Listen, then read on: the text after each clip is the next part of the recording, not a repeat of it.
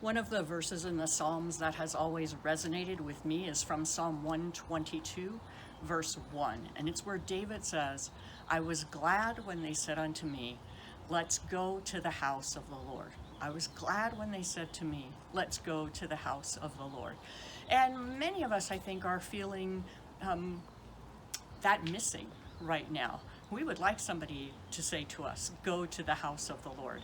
I'm enjoying the online services and I'm enjoying being able to interact with some of you in the comment box. But it's different than coming together physically, and I'm looking forward to the day when we can again.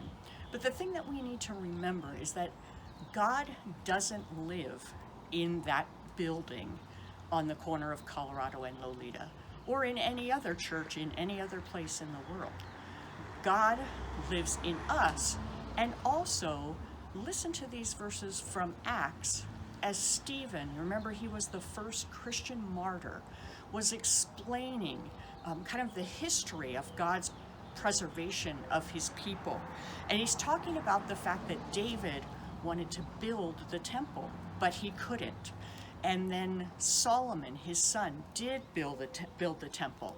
But then he goes on to say, the Most High doesn't live in temples made by human hands.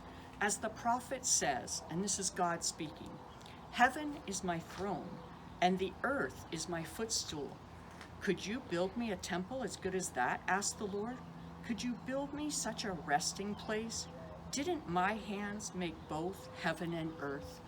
And what God is reminding us, and what Stephen was reminding the people then, is that God is not in a specific location. We don't just worship when we're in a church building. We can worship anywhere because that's God, where God is.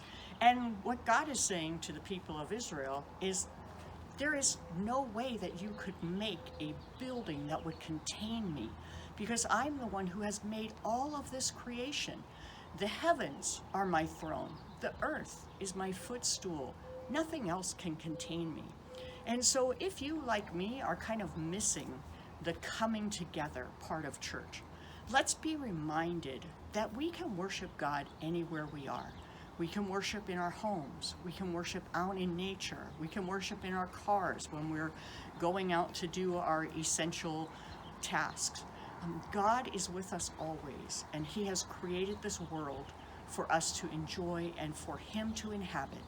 Nothing smaller than all of creation could contain God, and the fact is, He's not even contained in creation.